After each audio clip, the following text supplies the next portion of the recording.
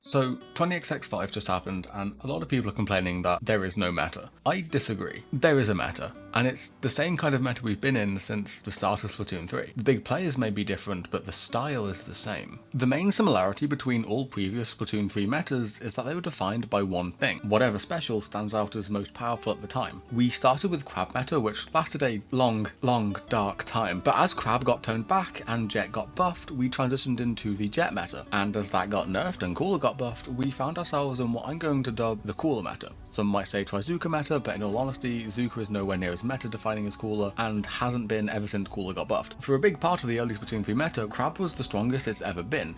It was stronger than every other special in the game, and it wasn't even close. It had no counters, it had no alternatives, your best answer to Crab was your own Crab, and if you had no Crab of your own, you had no chance of winning. Compared to Crab, everything else was weak, and so Crab became the be-all and end-all of every team competition. Everything. And I mean everything, revolved around this central point of the meta. Everything that was considered good was good because it worked well when playing with that meta special. Everything that wasn't good was considered such because it either didn't synergize well with the meta special, or it got countered by the meta special, or both. Despite getting nerfed multiple times during the Crab meta, Machine stayed a strong player in that Crab meta due to how well it was able to play alongside Crab. Depending on the meta, there can be a lot of different weapons that can play alongside the top tiers, but we've got to be really careful when looking at this. Because now we run into what I'm going to call the illusion of free weapon choice. When we were in the tail end of Crab meta, the go-to core was Splash and Ballpoint. So long as your team had either of these two weapons, the other two in your team could be whatever you wanted them to be. You could be boring and use another Splash and a Machine, you could add Splatanas for their object damage against Crab, you could even use more niche weapons like Carbon and Brush and still see decent results. If you only looked at weapon choice, it seemed like that was a pretty diverse meta, but while the weapon choices were diverse, that wasn't the full story, since the meta itself was actually quite restrictive. The weapons you picked could vary,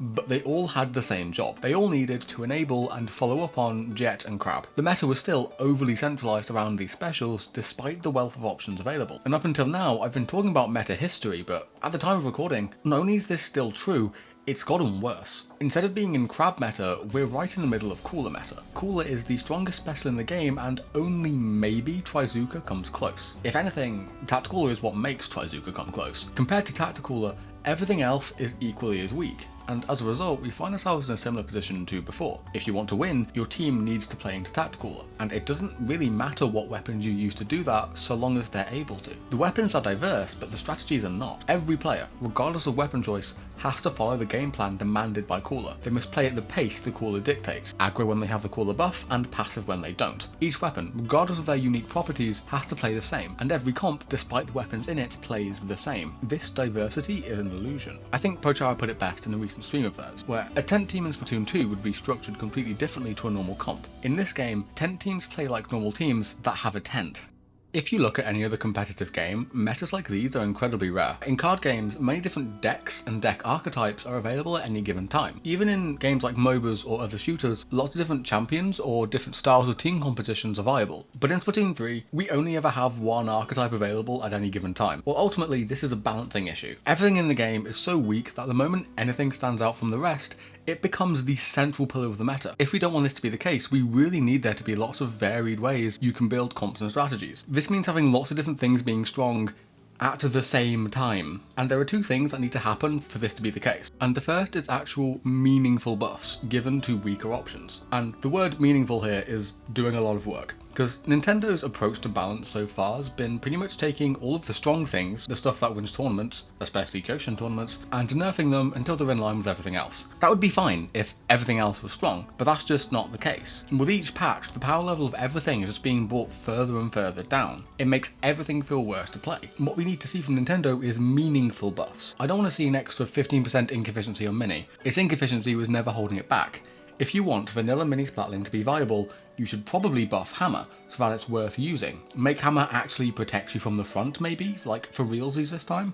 Like, I don't want to spontaneously combust every time I use my special. That would be a more meaningful buff. These kinds of buffs wouldn't be enough on their own though, since there's still another problem plaguing weapon balance: the kits. Even if we somehow managed to find ourselves in a world where every main, sub and special were balanced, we're still going to find ourselves with the issue of poorly designed kits that just don't synergize well or are just without purpose. One that I've mentioned a few times in the past already is bombs on short range weapons. Again, mentioned it before, I'll keep it brief. But essentially, short range weapons really struggle to break lockouts and struggle to get in range of the enemy team. They need a kit that can help them do that, and one of the best options a weapon can have is a lethal bomb like a splat bomb or a suction bomb. Yet so many short range weapons just don't have those, and it suffers for it. Dapples, Undercover Umbrella, Big Swig even. If you want a balanced game, Nintendo really needs to start pumping out some banger kits, or better yet, create a system in which we get to choose our own kits. But unfortunately, I'm not the balance team, and I can't make any of this happen. As I record this, we are due a new season trailer though, so I don't know, maybe we can get some hope for this next season, right?